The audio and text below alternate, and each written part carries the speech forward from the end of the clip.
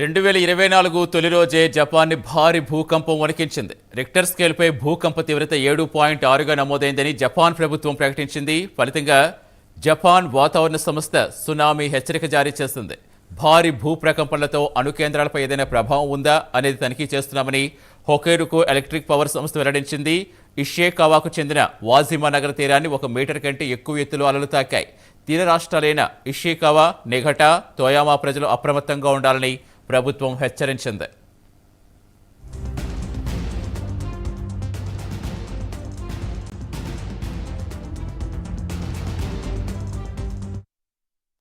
మరింత సమాచారం ఇచ్చేందుకు మా కరెస్పాండెంట్ కృష్ణమోహన్ జాయిన్ అవుతున్నారు. కృష్ణమోహన్, సో ఎలా సన్నద్ధమవుతుంది జపాన్ సర్కార్ దీన్ని ఎదుర్కొనేందుకు? జపాన్ వచ్చేసి అందరికీ తెలిసిందే, ఇవన్నీ ఐలాండ్స్ ఉండే సమూహము తరచుగా వస్తుంటాయి. ఎర్త్క్వేక్స్ సర్వసాధారణమే ఇక్కడ. అయితే ఈసారి మాత్రం చాలా భారీగా వచ్చింది. రిక్టర్ స్కేల్ మీద 7.6 వచ్చింది. ప్లస్ సునామీ వార్నింగ్ ఇవ్వడము కొంచెం ఇబ్బందికరమే.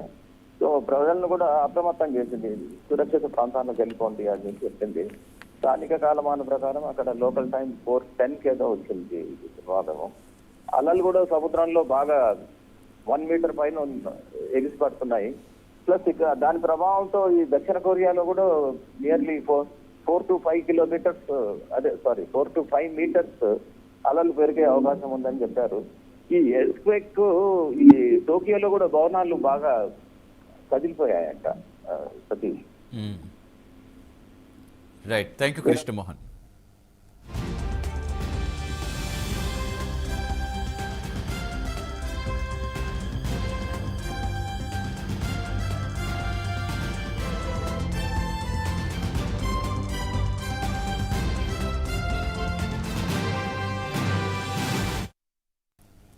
రెండు 2024 తొలి రోజే జపాన్ని భారీ భూకంపం వణికించింది. రిక్టర్ స్కేల్పై భూకంప తీవ్రత 7.6గా నమోదైందని జపాన్ ప్రభుత్వం ప్రకటించింది.